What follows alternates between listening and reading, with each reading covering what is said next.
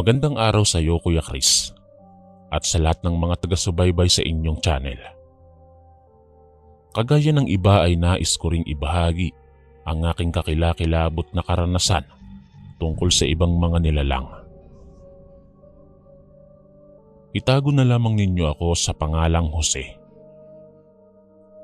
Noong mga araw ng aking kabataan ay mahilig akong gumala sa kung saan-saan, kagaya na lamang ng paliligo sa ilog, pamamasyal sa dagat, sa mga bukirin at maging sa mga lugar na hindi pamilyar sa akin. Minsan ay nagja-jogging kami kasama ang aking mga barkada. Minsan naman ay namamasyal kami sakay sa aming mga bike. Talagang sinusulit po namin ang mga panahong malalakas pa kami.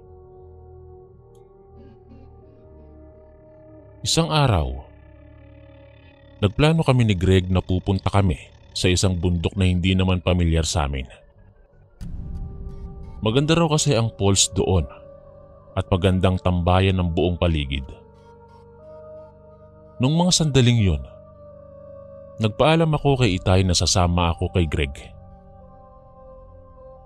Nako, saang kagubatan ka na naman ba gagala? Pamilyar ba sa inyo ang lugar na yon? Tanong sa akin ni Itay nang magpaalam ako sa kanya. Hindi pa kami nakapunta doon, Tay, pero gusto po naming puntahan dahil maganda raw doon, sabi ng kaibigan kong si Greg. Sagot ko kay Itay, sa parte ng Masbate ang bundok na iyon at iyon ang isa sa mga bundok na gusto naming puntahan ni Greg. Taga Masbate po kasi kami dati, pero ngayon ay lumipat na kami ng tirahan. Nagpumilit ako kay Itay na payagan niya akong sumama kay Greg. 15 anyos po kami nung mga panahong yon. Mahigpit ang aking mga magulang. Hindi nila ako pinapayagang gumala sa malayo dahil baka mapahamak lamang kami. Pero sadyang matigas talaga ang ulo ko. Hindi ko sila sinusunod at pasikreto akong umaalis nang walang paalam. Wag na wag kang pupunta sa bundok na yon.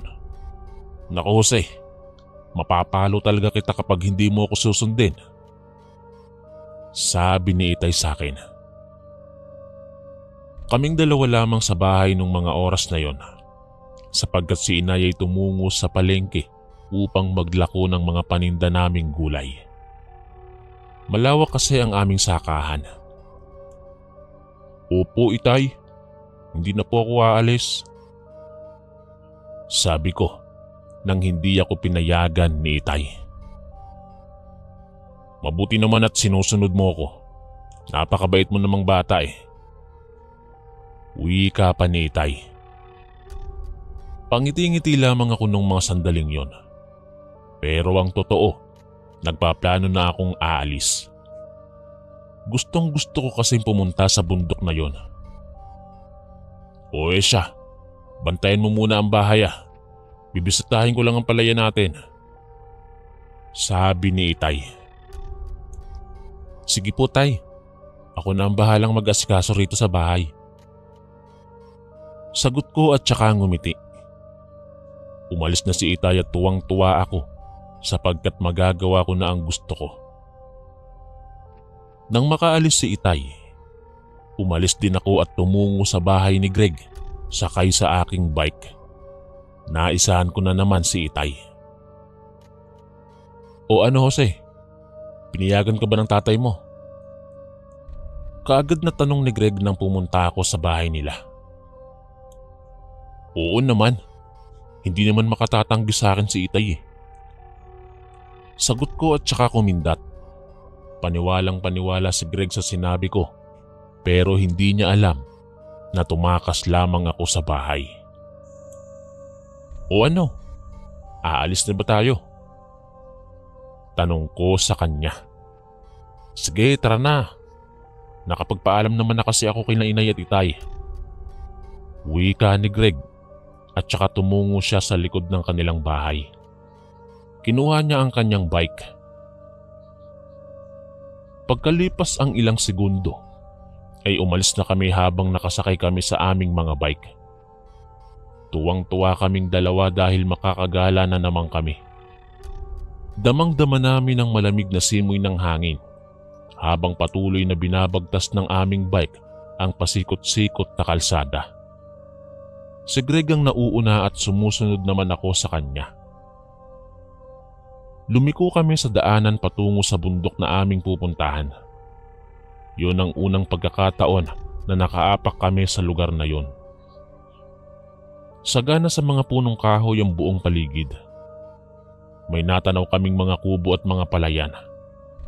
Ngunit habang palayo kami ng palayo, ay wala na kaming nasisilayan na kabahayan. Lubak-lubak na ang daan na aming binabagtas habang patuloy kami sa paglalakbay. Kay gandang pagmasdan ng buong paligid. Nakaka-relax talaga. Ang malamig na dampi ng hangin ay siyang nagpapakalma sa aming mga pawisang katawan. Mahigit 1 oras na kaming nagbabike kaya pinagpapawisan na kami at napapagod na rin. "Greg, tumigil muna tayo rito." Sigaw ko sa aking kasama nang matanaw namin ang puno ng balite. Dahil doon ay huminto kami ni Greg at saka pinarada ang aming bike sa puno ng balete. "Ang ganda naman dito," sambit ni Greg habang inililibot niya ang kanyang paningin sa mga bukirin. Talaga namang nakakamangha ang luntiang paligid. Dinig pa namin ang huni ng mga iba't ibang ibon na naroong nakadapos sa mga sanga ng kahoy. "Talagang napakaganda sa lugar na to. Tama ang desisyon natin na pumunta rito." Wika ako kay Greg habang hingal na hingal kami.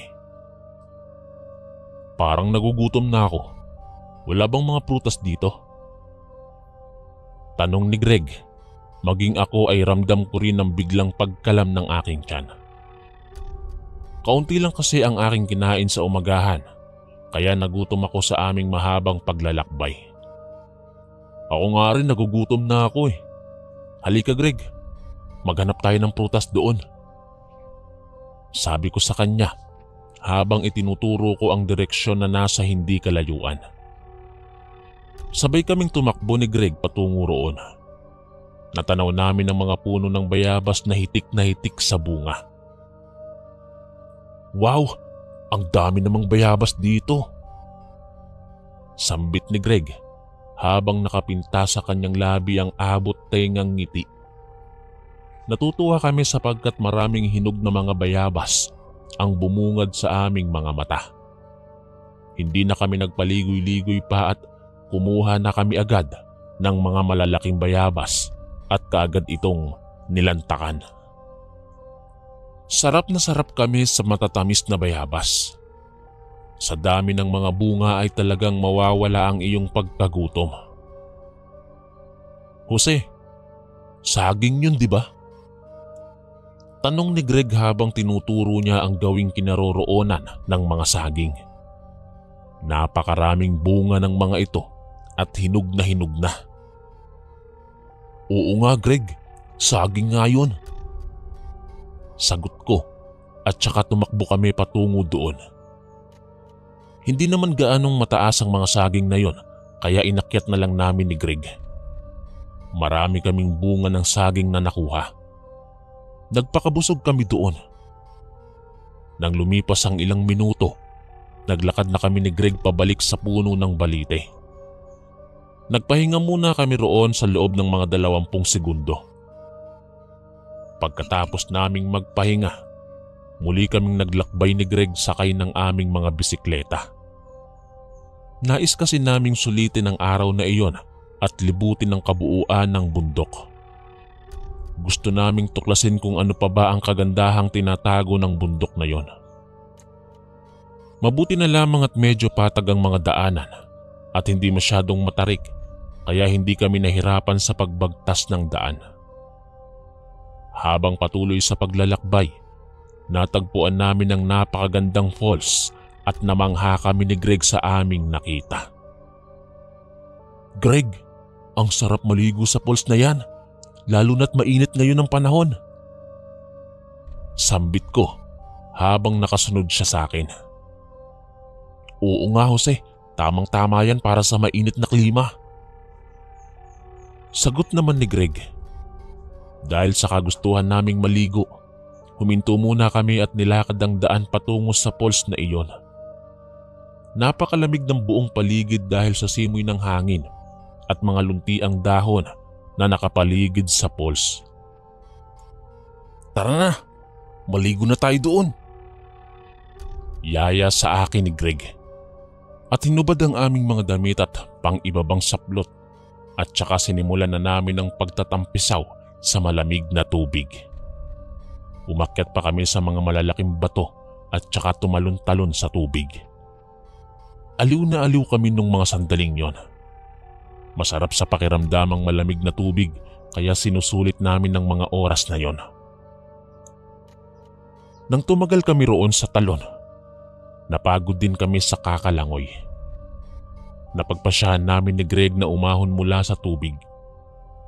Isinuot na namin ang aming mga saplot. Nakabrief lang kasi kami habang naliligo. Pagkatapos naming magbihis ay umalis na kami sa lugar na yon. Bumalik kami sa kinaroroonan ng aming mga bisikleta. Umuwi na tayo Greg, baka gabihin tayo rito eh. Sabi ko sa kanya habang nakatingin ako sa paligid. Mga bandang 4:00 na siguro iyon ng hapon. Malayo-layo pa ang aming lalakarin bago kami makauwi kaya kailangan na naming simulan ang paglalakbay pauwi bago pa sumapit ang dilim. Natitiyak kong hinahanap na ako ng aking mga magulang lalo na't tumakas lang ako sa bahay namin. Oo nga Jose, kailangan na nating umuwi dahil mahihirapan tayo kapag madilim na. Wika ni Greg at saka sumakay na kami sa aming mga bisikleta. Sinuong namin ang daan pabalik ngunit napansin namin na parang naliligaw kami. Teka, tama ba itong dinadaanan natin? Tanong ni Greg sa akin. Nagpalingalinga kami sa paligid. Hindi ko alam. Hindi ko na kasi matandaan ang dinaanan natin kanina eh. Sagot ko sa kanya habang nalilito kaming pareho. Huminto muna kami at sinuri ng maigi ang buong paligid. Sa dami ng mga daanan ay hindi namin alam kung alin doon ang tamang daan pabalik. Nakakalito ang tagpong yon.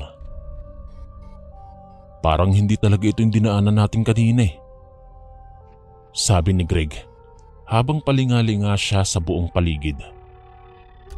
Baka ito yung tamang daan. Sambit ko at itinuro ang isa pang daanan.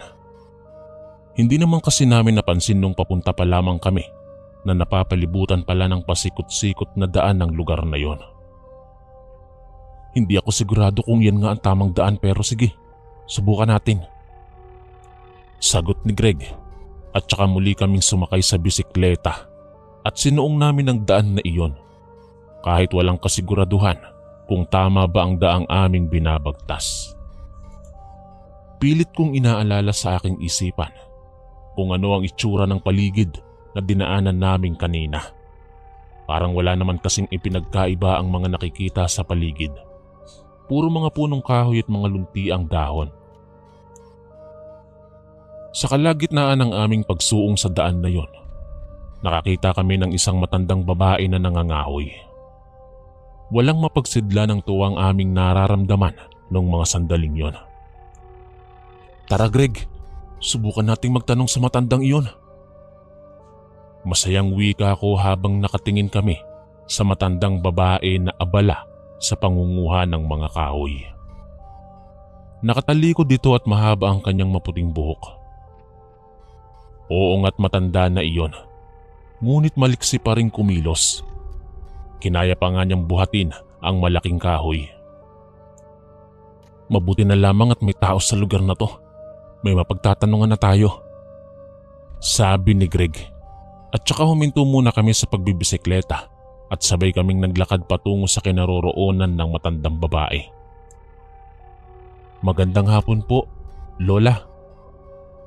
Bati ko sa matanda nang makalapit na kami sa kanyang kinaroroonan. Nagulat ang matanda sa bigla naming pagsulpot.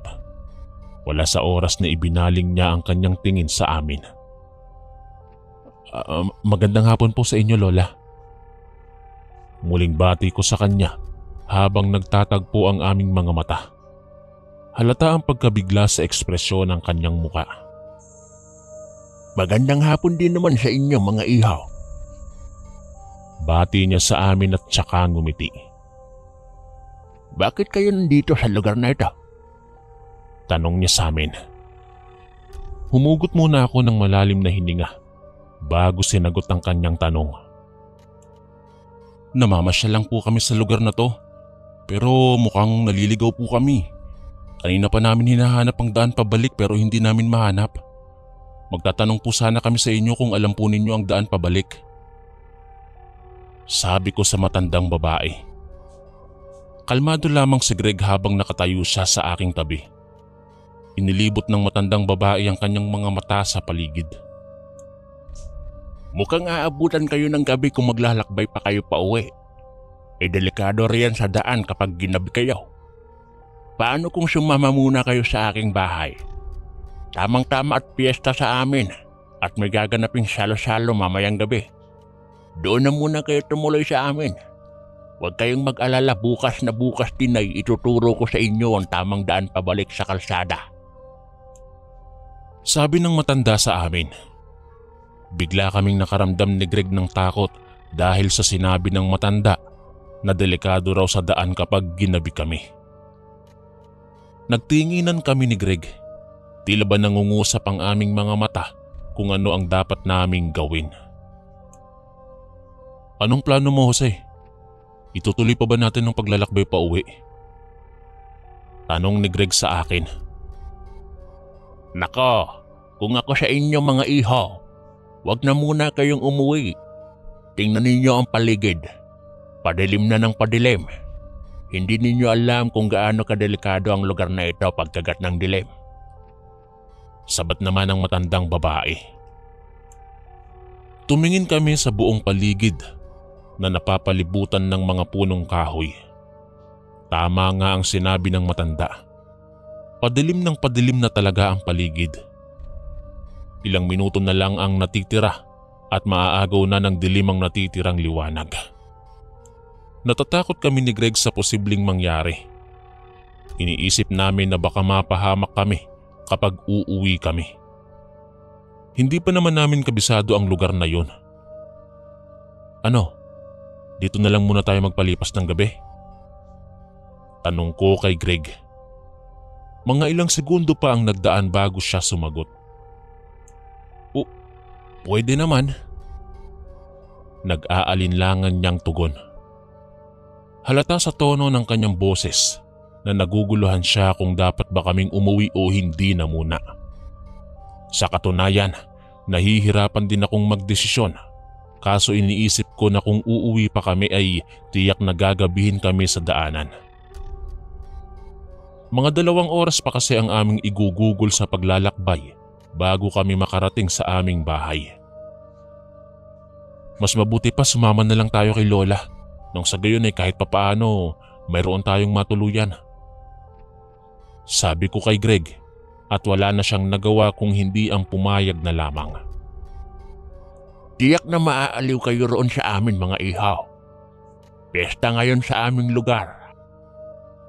Wika ng matanda habang nakapinta ang matamis na ngiti nito sa kanyang mga labi. Madali na kayo. Sumama na kayo sa akin bago pa sumapit ang dilim. Dagdag pa ng matanda at saka kinarga ang kanyang mga naipon na kahoy. Sumakay na kami ni Greg sa aming mga bisikleta at saka sumunod sa matandang babae. Hindi kami nahirapan sapagkat patag naman ang lupa sa lugar na yon. Habang karga-karga ng matanda ang mga kahoy, napansin namin na malakas pa siya. Hindi siya kagaya ng ibang matandang babae na uugod-ugod na. Sa aking palagay ay mga 75 anyos na ang matandang yon. Kay bilis niyang lumakad at mukhang hindi siya nahihirapan sa kanyang daladala. Nakasunod kami ni Greg sa kanya. Mga pasikot-sikot na daan ang aming dinaanan bago kami nakarating sa bahay ng matanda. Pagdating namin doon, nagulat kami dahil napakatahimik ng paligid. Ang tanging akala ko ay may mga sayawan doon dahil piyesta raw sa kanila ayon sa matandang babae. Sinuri namin ang buong paligid. Napalilibutan ng mga masukal na kakahuyan ng bahay ng matanda. Pasilip-silip kami sa loob ng kanyang bahay na gawa lamang sa kawayan. Nagbabakasakali ako na baka nasa loob ng kanyang bahay ang mga bisita. Ngunit wala namang ibang taong naroon maliban sa isang batang lalaki na sa tingin ko ay 7 taong gulang. O pasok kayo sa loob. Wika ng matanda sa amin. Iniwan na namin ni Greg ang aming bisikleta sa labas ng bahay at saka pumasok na. Tuluyan na kasing nilamon ng dilim ang buong paligid kaya natatakot kaming tumambay sa labas. Lola, kaano-ano po ninyo yung batang yon? Tanong ko sa matanda habang nakatingin ako sa batang lalaki na tahimik na nakaupo sa gilid. Lampara lamang ang kanilang ilaw nung gabing yon. Siya ang aking apo. Sagot ng matandang babae. Nasaan po ang kanyang mga magulang? Usisa naman ni Greg. Nasa loob. Tipid na sagot ng matanda habang nakatayo siya malapit sa mesa. Sa ibabaw ng mesa ay mayroong nakalatag na matalim na itak na siyang ginamit ng matandang babae sa pangangahoy. Lola, di ba sabi mo may piyesta rito sa lugar nyo? Bakit po kaming dalawa lang ni Greg ang bisita? Tanong ko sa matandang babae. Hindi ko na kasi napigilan ng aking kuryosidad. Kayong dalawa lang ang bisita rito. Dahil kayong dalawa ang aming pagpipestahan pagsapit ng 12:00. Sagot ng matanda at saka ngumisi hanggang sa siya'y napahalakhak na parang isang demonyo. Ang tagpong iyon ay labis na ikinagulat namin ni Greg. Anong ibig mong sabihin, Lola? Tanong ni Greg sa matanda. Hindi na kayo makakauwi ng buhay dahil kayo ang gagawin naming alay. Natatawang sagot ng matanda. Greg! Takbo! Sigaw ko kay Greg at saka hinila ang kanyang kamay. Ngunit bago pa man kami makatakas, mabilis na kinuha ng matandang babae ang kanyang itak at tinaga ako sa bandang likod. Napahiyaw ako dahil sa sobrang sakit. Ganoon din si Greg. Tinaga rin siya ng matanda ngunit hindi sa likod, kundi sa binti.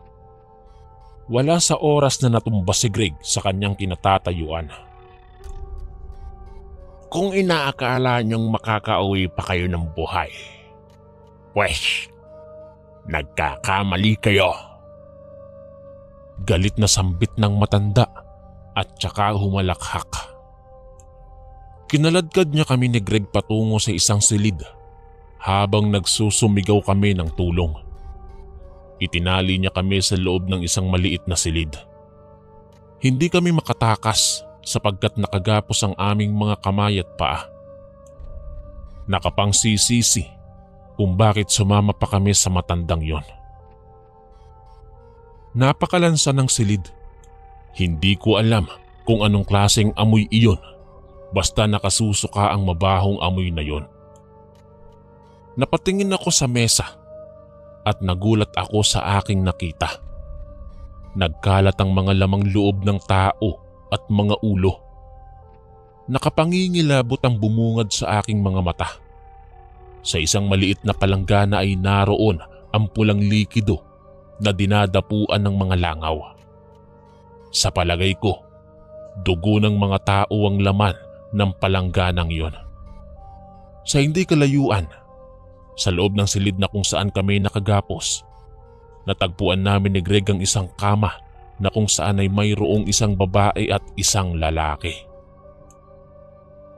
Maya-maya pa, pumasok ang batang lalaki at lumapit sa mga ito. "Ma? Pa? Gising na po kayo."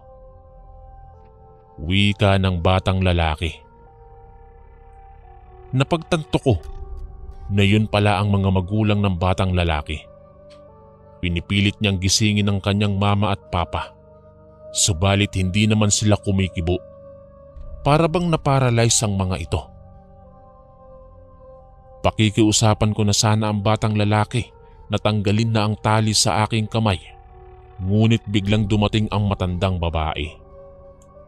Tumingin ito sa amin at saka lumapit sa dalawang mag-asawa na nakahiga sa kama. May sinabi siya sa dalawa. "Ilang oras na lang ang natitira. Gagaling na kayo. Nakahanap na ako ng 2 alay at gagamitin ko sila sa gagawin kong ritual upang pagalingin kayo kapalit ng kanilang buhay." Sabi ng matandang babae sa kanila. Dinig na dinig namin ni Greg ang sinabi ng matanda, kaya kinilabutan kami ng sobra. "Konting tiis na lang. Muli na nating makakamit ang ating kapangyarihan bilang mga aswang."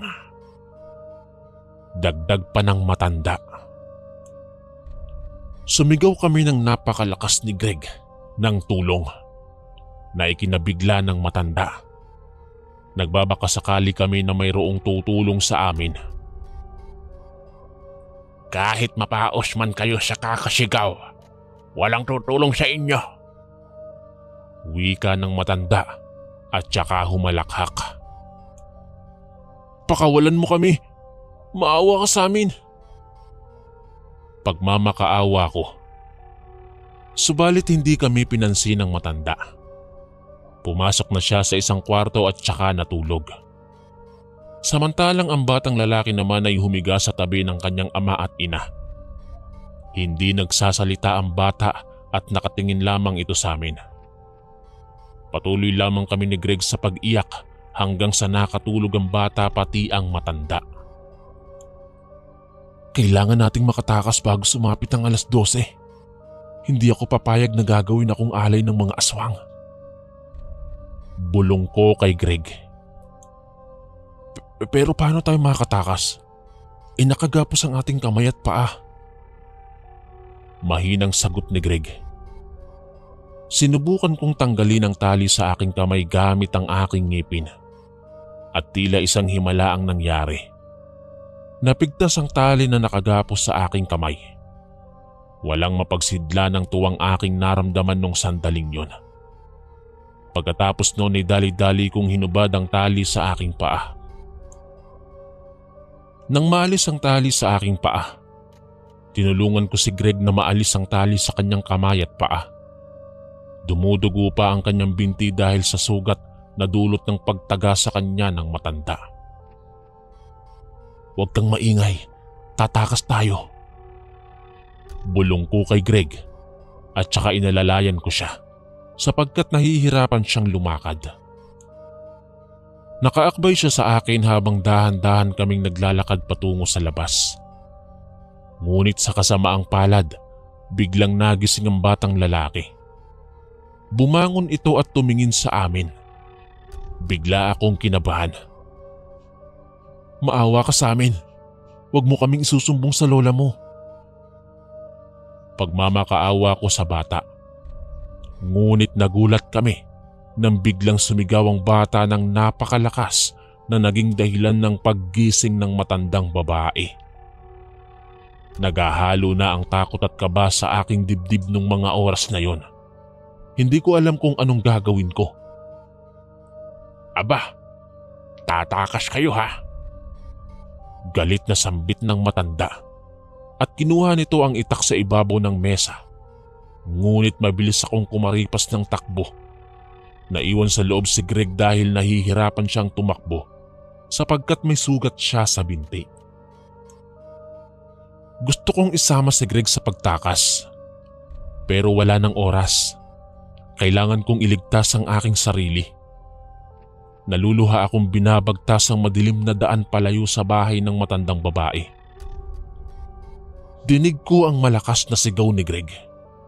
At iyon ay dahil pinagtataga siya ng matanda upang hindi makatakbo.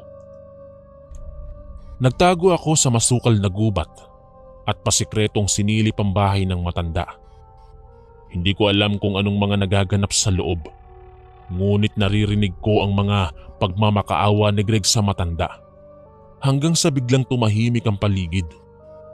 Kasunod ng tahimik na iyon ay bigla kong narinig ang malakas na tinig ng matanda na parabang gumagawa ng ritual.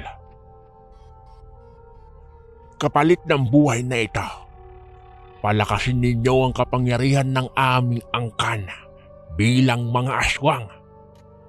Kapalit ng buhay na ito, palakasin ninyo ang kapangyarihan ng aming angkan bilang mga aswang. Yun ang mga salitang paulit-ulit na sinasambit ng matandang babae at dinudugtungan niya pa ng mga salitang Latin. Hindi ko alam kung anong ibig sabihin nun.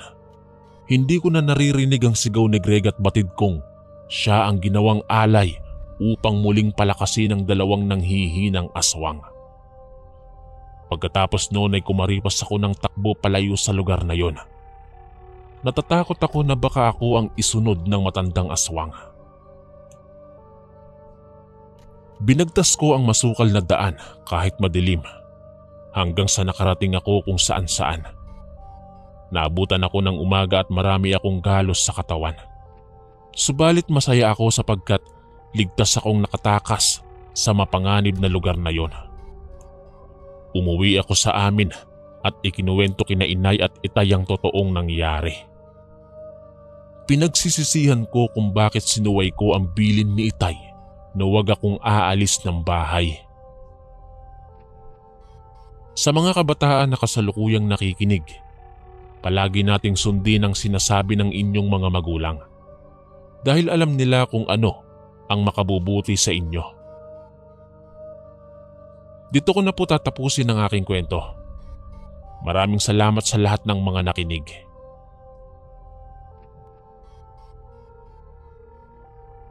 Magandang araw Kuya Chris at sa lahat ng mga sumusuporta sa inyong programa. Itago na lamang ninyo ako sa pangalang Hasmin. Ang kwentong aking ibabahagi sa inyo ay tungkol sa aking karanasan tungkol sa mga aswang. Tubong Negros Occidental po ako. Noong bata pa lamang ako Kuya Chris, mahilig akong makipagkwentuhan sa lola ko. Naitago na lamang ninyo siya sa pangalang Hilda. Sobrang close po kaming dalawa at palagi kaming nag-uusap at nakikipagtawanan. Kapag may problema ako, ay kaagad kong sinasabi sa lola ko. Sapagkat batid kong masusolusyonan niya ito. Masasabi kong hindi boring kasama si Lola Hilda. Napakabait niya at sobrang mapagbigay. Kahit maliit na pagkain ay hinahati niya pa ito para lamang mabigyan ako. Gusto niya kasi na meron ako kung anong meron siya. Ganyan kabait ang lola ko. Kaya naman ay masasabi ko na sobrang proud ako kay Lola Hilda. Laking pasasalamat ko na siya ang aking naging lola. Isang araw habang kumakain kami sa pagkainan, ay mayroon siyang sinabi sa akin. Hasmin, aalis ako bukas. Mag-iingat kayo rito ha. Napatigil ako sa pagsubo ng pagkain nang marinig ko ang sinabi ni Lola Hilda. Anong sabi mo Lola? Aalis ka po bukas? Tanong ko sa kanya. Nais ko lamang tiyakin kung talagang tama nga ang aking narinig mula sa kanyang bibig. Oo, Hasmin. Aalis nga ako bukas. Sagot ni Lola Hilda at saka siya ngumiti. Kumunot ang aking noo. Bigla akong nalungkot dahil sa tinuran ng lola ko. Bigla rin akong nawala ng ganang kumain. Lola, bakit naman po kayo aalis? Iiwan mo na po ba ako rito? Tanong ko kay Lola Hilda habang nakasimangot ang aking muka. Nako, para namang hindi maiguhit ang mukha mo dahil sa sobrang simangot mo. Huwag kang mag-alala po, ay babalik din naman ako. Pupunta kasi ako sa kabilang baryo. Magbabakasyon muna ako roon. Doon na muna ako sa kapatid ko dahil matagal-tagal din na hindi kami nagkita. Sabi ni Lola Hilda sa akin. Matatagalan ka po ba roon, Lola? At saka, hindi mo ba ako pwedeng isama? Tanong ko kay Lola Hilda. Nagbabaka sakali akong isasama niya ako sa pupuntahan niya. Gusto ko kasi dati na magkasama kami palagi at kahit saan siya magpunta ay dapat nandoon ako. Ay nako apo, hindi ka pwedeng sumama sa akin. Dito ka lang sa bahay para naman may katulong ang iyong inay sa paglalaba. At isa pa, may pasok pa kayo. Hindi ka pwedeng mag-absent. Pagbutihin mo na lang ang pag-aaral mo ha at magpakabait ka rito. Huwag kang mag-alala po. Babalik din naman ako pagkatapos ng 1 linggo. Wika sa akin ni Lola Hilda. Mas lalo akong nalungkot dahil sa kanyang sinabi. 1 linggo ka roon, Lola? Grabe, ang tagal naman ng iyong bakasyon. E di maboboring na po ako rito sa bahay. Wala na akong katawanan at kasama sa asaran. Sambit ko. Magkasama naman kami ni Inay at Itay sa loob ng aming bahay. Pero mas close kami ni Lola Hilda kumpara sa mga magulang ko. Madalas kasing seryoso sina Inay at Itay. Sila ang tipo ng mga tao na mahirap patawanin. Kung sa bagay, puro trabaho kasi ang laman ng kanilang utak. Parehong masipag sina Inay at Itay. Hindi sila nagsasayang ng oras para sa mga walang kwentang bagay. Gusto nilang magtrabaho ng magtrabaho para na rin sa ikabubuti namin. Mababait naman ang mga magulang ko. Sadyang mas close lang talaga kami ni Lola Hilda. Ang lola kong kalog at go na go sa mga kalokohan at asaran. Pagkatapos naming kumain ay kaagad na nag-impake si Lola Hilda. Kahit nalulungkot ako, ay tinulungan ko pa rin siya sa paghahanda ng mga dadalhin niyang gamit. Mamimiss po kita, Lola Hilda. Sambit ko habang tinutupi ang kanyang mga damit at ipinapasok sa loob ng bag. Mamimiss din kita, apo. Pag uwi ko rito, magdadala ako ng mga prutas. Malawak kasi ang sakahan nila roon. Sabi naman ni Lola. Kahit papaano ay nagawa niya akong pangitiin. Wow, gusto ko yan, Lola. Masarap kasing kumain ng prutas eh. Niko. Ako kasi yung tipo ng taong mahilig sa mga gulay at prutas. Kaya ay sinasabi nila na malusog daw ako. Nang sumapit ang umaga, umalis na si Lola Hilda. Tutungo na siya sa kanyang kapatid na babae sa kabilang baryo. Mangiyak-ngiyak ako habang pinagmamasdan ko ang mga papalayong hakbang ni Lola. Hindi pa nga siya tuluyang nakakaalis pero namimiss ko na siya. Napakahalaga ni Lola para sa akin.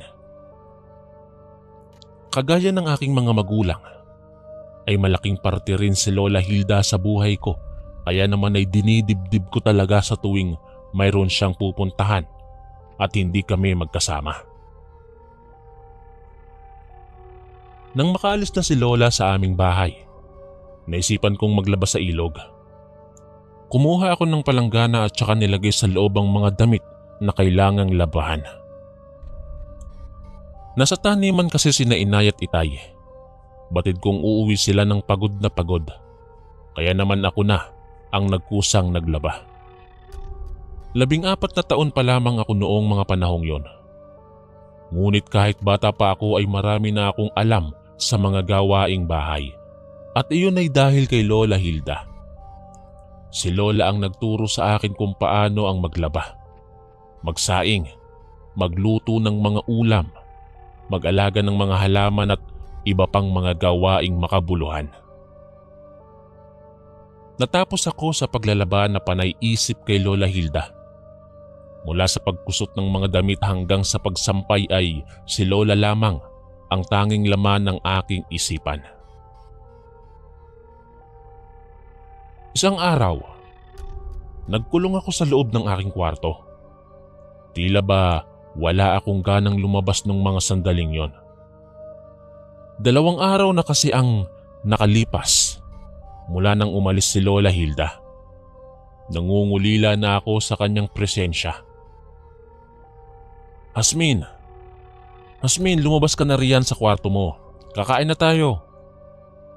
Sambit ni Inay habang nasa kusina siya at nasa kwarto naman ako. Hindi ako sumagot sa kanyang tawag dahil wala naman akong balak na lumabas. Hasmin, ano ba? Bakit hindi ka sumasagot? Muling sigaw ni Inay. Abala siya sa paghahanda ng pagkain para sa aming pananghalian.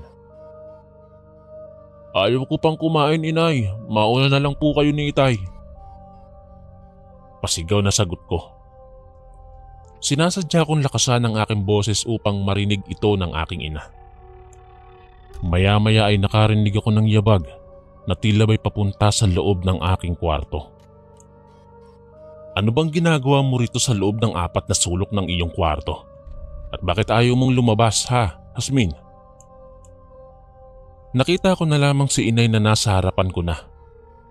Puno ng pag-aalala ang ekspresyon ng kanyang muka. Naratnan niya akong nakahiga. Nagpakamot-kamot pa ako sa aking ulo at bumuntong hininga. Ayoko pa nga pong kumain, Nay. Wala pa akong ganang kumain eh. Kayo na lang po muna ni Itay. Sagot ko kay Inay. Kitang-kita ko ang pagkunot ng kanyang noo. Marahil ay nagtataka siya kung bakit ako nagkaganon. Abay, hindi pwede, Hasmin. Lumabas ka na at sabay na tayong kumain. Ayokong nalilipasan ka ng gutom kaya bumangon ka na at maghugas ng kamay. Sabi pa ni Inay sa akin. Nay, ayoko pa nga sabi. Wala pa akong ganang kumain. Sagot ko kay Inay habang pakamot-kamot ako sa aking ulo. Mas lalong kumunot ang noo ni Inay. Hasmin, ano bang nangyayari sa'yo? Kahapon pa kitang napapansin na parang wala kang ganang kumilos ah. Ano? May problema ka ba? Tanong sa akin ni Inay. Namimiss ko lang po si Lola, Inay. Sagot ko kay Inay. Bumuntong hininga siya at nagpamewang sa harap ko. Kaya pala wala kang gana dahil wala rito si Lola mo. Naku naman, Hasmin. Hindi pa naman mawawala ang Lola Hilda mo. Nagbakasyon lang naman siya sa kabilang baryo at babalik din naman pagkatapos ng ilang araw. Wika ni Inay sa akin. Pinipilit niya akong kumain at wala na akong nagawa kung di ay ang kumain na lamang. Ngunit naroon pa rin ang lungkot sa aking mga mata. Nang sumapit ang 12:00 ng gabi, nagising ako dahil sa malakas na ingay na nagmumula sa itaas ng aming bubong. Parang kinakalampag ang aming bubungan. Bumangon ako at saka tumungo sa kwarto nila Inay at Itay. Nakita kong nagising si Inay samantalang si Itay naman ay sobrang himbing ang tulog. Nay, ano po ba yung ingay sa bubong? Ang sarap ng tulog ko eh, nagising tuloy ako. Reklamo ko kay Inay. Pakamot-kamot pa ako sa aking ulo. Nabitin kasi ako sa aking tulog at talaga namang nakakainis ang ingay na yon. Ay naku, Hasmin, pareho lang naman tayo. Inaantok pa nga rin ako eh. Pero nagising din ako dahil sa sobrang ingay. Buti pa ang tatay mo masarap ang tulog. Sagot naman ni inay. Hindi na lamang ako umimik. Kapagwan ay tumungo ako sa kinaroroonan ng bintana at saka binuksan ito. Bumungad sa aking paningin ng maliwanag na paligid. Tanaw ko ang bilog na buwan sa kalawakan. Yon ang nagsilbing tanglaw nung gabing yon. Maya-maya ay biglang humupa ang ingay na nagmumula sa bubong. Nakahinga ako ng maluwag at pati na rin si inay. Dumungaw ako sa bintana habang iginagala ko ang aking mga mata sa buong paligid. Nako Hasmin, anong ginagawa mo riyan at bakit mo binuksan ang bintana? Isara mo nga yan. Malayo pa ang umaga. Sambit ni inay habang nakatingin siya sa akin. Nasa loob ako ng kanilang kwarto at nakadungaw sa bintana nung mga sandaling yon. Nay naman, lumalanghap lang ako ng hangin. Ang banas kasi kapag nakasara ang bintana. At isa pa maliwanag naman po ang buwan, kaya wala kang dapat ipag-alala inay. Sagot ko naman kay inay at wala sa oras na napakamot si inay sa kanyang ulo. Hasmin, gabi pa ngayon. Isara mo muna ang bintana. Hindi natin alam kung anong klaseng mga nilalang ang nakapaligid sa atin kapag ganitong mga oras. Wika naman ni inay. Naniniwala kasi siya na delikado ang paligid kapag gabi. Kaya nga ayaw na ayaw niya akong palabasin kapag kumagat na ang dilim. Habang patuloy akong nakadungaw sa bintana, natanaw ko ang isang matandang nakatalikod. Ang kanyang buhok at pangangatawan ay parehong-pareho kay Lola Hilda. Tiningnan ko ng maigi ang matanda. Ngunit hindi ko mamukhaan ang kanyang itsura sapagkat nakatalikod siya. Ngunit malakas talaga ang aking kutob na si Lola Hilda yon. Inay, di ba si Lola Hilda yon? Anong ginagawa niya sa labas? Tanong ko kay inay. Sumilip din si inay sa bintana upang tingnan ang matandang tinutukoy ko. Hasmin, hindi yan ang lola mo. Nagbakasyon si Lola Hilda mo sa kabilang baryo at sa susunod na araw pa ang uwi niya, di ba? Sagot naman ni inay. Muli kong tiningnan ang matandang babae. Kahit saang anggulo ako tumingin, si Lola Hilda talaga ang pumapasok sa isip ko. Malay po natin, baka umuwi siya ngayon. Sagot ko naman kay inay. Dahil sa labis na pananabik ko kay Lola Hilda, ay mabilis akong tumalon sa bintana para puntahan si Lola. Mababa lang naman kasi ang bintana kaya kinaya kong dumaan doon. Labis na ikinagulat ni inay ang aking ginawa. Hasmin, bumalik ka rito. Hindi yan ang lola mo. Malakas na sigaw ni inay. Ngunit hindi ko siya pinansin. Nagpatuloy ako sa pagtakbo palapit sa kinaroroonan ng matanda. Lola Hilda, anong ginagawa mo rito? Tanong ko sa matandang babae na nakatalikod. Buong akala ko ay si Lola Hilda yon. Ngunit laking gulat ko nang biglang lumingon ang matandang babae. Napasigaw ako ng malakas nang makita ko ang kanyang muka. Duguan ang kanyang bibig. Mahahaba ang kanyang mga pangil at nagbabaga ang kanyang mata. Galit na galit ang kanyang muka habang nakatingin siya sa akin. Sa gilid ng kinatatayuan namin ay mayroong patay na katawan ng kambing. Naisip ko na iyon ang dahilan kung bakit duguan ang bibig ng matanda. Kumaripas ako ng takbo pabalik sa bahay habang nagsusumigaw ako. Ngunit huli na ang lahat sapagkat mabilis akong hinila ng matandang aswang. Sinigaw ng aking inay ng malakas ang aking pangalan at tinatawag niya ako. Kitang-kita niya sa bintana kung paano ako hinila ng aswang. Agad ko namang tinawag si inay at sinabi kong tulungan ako. Umiiyak na ako nung mga oras na yon. Maya-maya ay biglang lumabas sina inay at itay. May dala-dala silang itak at tumakbo sila palapit sa amin. Ngunit mabilis akong natangay ng aswang patungo sa liblib na kagubatan. Panay sigaw lamang ako habang hinihila ako ng aswang. Kung saan-saang kakahuyan kami nakarating habang dinig ko ang sigaw nila inay at itay. Batid kong hinahanap nila ako. Subalit patuloy pa rin akong inilalayo ng aswang. Naririnig kong tinatawag ng aking ina ang aking pangalan, pati na rin ang aking ama. Namamayani ang kanilang sigaw sa loob ng kagubatan nung mga oras na yon. Walang ibang bahay roon maliban sa amin. Maya-maya ay biglang pinunit ng aswang ang suot kong damit at iyon ang ginamit niya bilang pantakip sa aking bibig. Itinali niya iyon sa aking ulo. Ganon din ang ginawa niya sa aking dalawang kamay. Iginapos niya ito gamit ang aking damit na pinunit niya. Dahil doon ay hindi na ako makasigaw. Tanging iyak na lamang ang aking nagawa habang dinig ko pa rin ang mga sigaw nila inay at itay. Patuloy pa rin nila akong hinahanap. Subalit wala silang kaalam-alam kung nasan ako. Hindi nila alam na sa talahiban ako dinala ng aswang.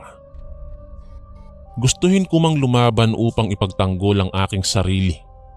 Ngunit hindi sapat ang aking lakas para talunin ang aswang. Labis kong pinagsisisihan kung bakit hindi ko sinunod ang sinabi ni inay. Mas pinili ko kasing paniwalaan ang aking kutob na si Lola Hilda, ang matandang babaeng nakita ko. Ngunit hindi ko akalaing yun pala ay isang aswang at hindi si Lola Hilda. Lumipas ang mahigit 10 minuto. Nakarating na kami sa kung saan-saan habang hila-hila ako ng aswang. Naririnig ko pa rin ang sigaw ng aking mga magulang ng oras na yon. Ngunit hindi na masyadong malakas. Malayo na kami sa kinaroroonan nila at wala akong ideya nung mga sandaling yon kung saan ako dadalhin ng aswang. Iyak lang ako ng iyak habang pilit na nagwawala. Ngunit hindi ko magawang makatakas sapagkat napakalakas ng aswang. Sa sobrang takot at kaba na nararamdaman ko sa loob ng aking dibdib, bigla akong hinimatay. Hindi ko alam kung ano ang sumunod na nangyari. Wala rin akong ideya kung saan saang sulok ako dinala ng aswang. Natagpuan ko na lamang ang aking sarili na nasa loob na ng isang maliit na bahay kubo. Nasaan ako? Yon ang unang tanong ko nang magising ako. Nagpalingalinga ako sa paligid.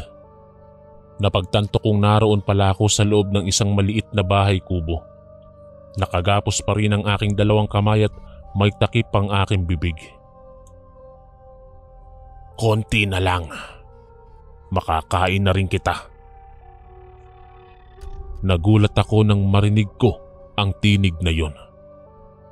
Lumingon ako sa pinanggagalingan ng boses na yon sa bandang pinto at natanaw ko ang matandang aswang.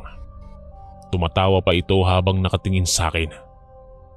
Sa hindi kalayuan ay natanaw ko ang apoy at mayroong malaking kawa. Naisip ko na lulutuin ako ng aswang, kaya naman ay kaagad na nagsipag-unahan sa paglandas ang aking mga luha. Halos paungol na lamang ang aking sigaw dahil mayroong takip ang aking bibig. Halos nanginginig na rin ang aking buong katawan. Naisip ko na iyon na talaga ang huling buhay ko. Tumatawa-tawa pa ang aswang habang pinagmamasdan niya akong nagwawala at nagsusumigaw. Takot na takot talaga ako nung mga sandaling yon. Pakiramdam ko ay ako na ang pinakamalas sa buong mundo. Maya-maya ay humakbang ang aswang sa kinaroroonan ng malaking kawa. Habang tumatagal ay mas lalo akong kinakabahan. Natatakot ako sa mga susunod na mangyayari. Habang abala ang aswang sa pagpapaapoy ay bigla akong nakarinig ng malakas na boses.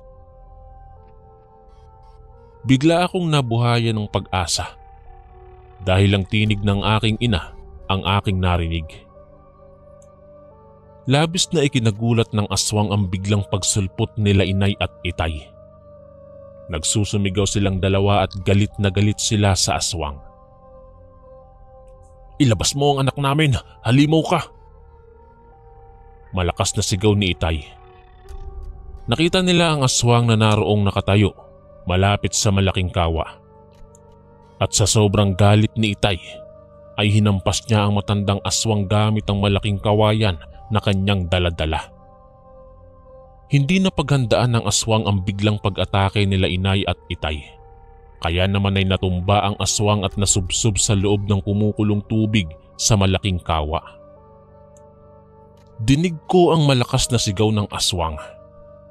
Pinaghahampas pa nila inay at itay ang katawan nito. Sobrang galit sila sa aswang, kaya sinaktan nila ito ng sinaktan. Dahil sa tindi ng init ay halos maluto na ang mukha ng aswang. "Yan ang nababagay sa iyong halimaw ka. Pati anak namin bibiktimahin mo pa talaga ha?" Matapang na sambit ni inay. Muli niyang pinaghahampas ng kawayan ng katawan ng aswang.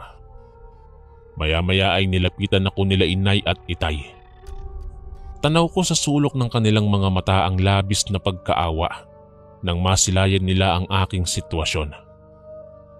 Kaagad nilang inalis ang tali na nakagapos sa aking kamay at inalis din nila ang takip sa aking bibig. Napayakap ako sa kanila ng mahigpit at tsaka humagulgol. "Huwag kang mag-alala anak, ligtas ka na. Hindi ka na niya masasaktan." Bulong ni inay sa akin at niyakap niya rin ako pabalik. Laking pasasalamat ko sa aking mga magulang. Kung hindi sila dumating, siguro'y tuluyan na akong naihaw ng aswang. Hindi ko akalaing magagawa pala akong iligtas ng aking mga magulang. "Halika na, uuwi na tayo sa bahay." Wika ni itay at saka inalalayan nila ako. Nakita nila ang mga sugat sa iba't ibang parte ng aking katawan. Kung saan saang mga kakahuyan kasi ako kinaladkad ng aswang. Ramdam ko rin ang hapdi sa aking sugat. Ngunit kahit ganoon kasaklap ang aking sinapit, ay labis pa rin akong nagpapasalamat sapagkat hindi ako pinabayaan ng aking mga magulang. Tiningnan namin ang aswang na nakasubsob sa malaking kawa ang kanyang ulo. Nang makumpirma namin na patay na ito, umalis na kami sa bahay kubo ng aswang at saka tinahak ang daan pa uwi sa aming tahanan. Napagtanto ko na tama pala ang sinabi ni inay na hindi talaga si Lola Hilda ang matandang babaeng nakita ko sa labas ng aming bahay. Mula noon ay naging maingat na ako sa aking mga kilos at naging mapanuri na rin ako sa mga taong nakikita ko, lalo na kapag gabi. Makalipas ang ilang araw ay nagbalik na ang aking Lola Hilda. Pagbukas ko ng pintuan ay nakita ko siya na papasok sa bakuran namin. Ngunit imbis na magtatakbo ako at salubungin siya, ay tila hindi ako nakagalaw sa aking kinatatayuan. Nanumbalik kasi ang senaryo kung saan natagpuan ang aswang. Ngunit isang tapik sa balikat ang naramdaman ko. Paglingon ko ay nakita ko si nanay. "Huwag ka na matakot anak. Yan ang tunay mong lola. Sige na, puntahan mo na siya." Biglang gumuhit ang ngiti sa aking mga labi. Tumakbo ako patungo sa aking Lola Hilda at niyakap siya ng mahigpit. Nagulat naman ang aking lola dahil sa aking pagkayakap. "Lola, ikaw na po ba talaga yan? Miss na po talaga kita." Nakangiting wika ako sa aking lola. "Oo apo, ako nga ito. Ano bang pinagsasabi mo? Meron ka pa bang ibang lola na mas gaganda pa sa akin?" Pabirong wika ni lola sa akin.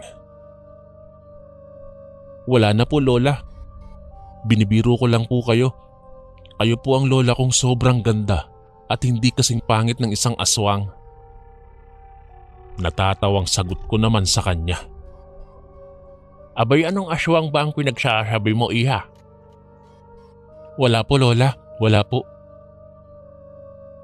Hindi ko na muna ikinuwento kay Lola ang kahindik-hindik na nangyari sa akin.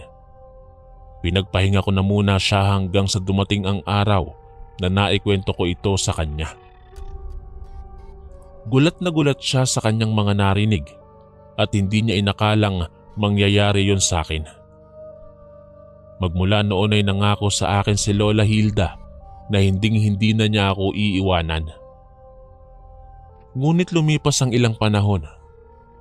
Namayapa na rin si Lola Hilda.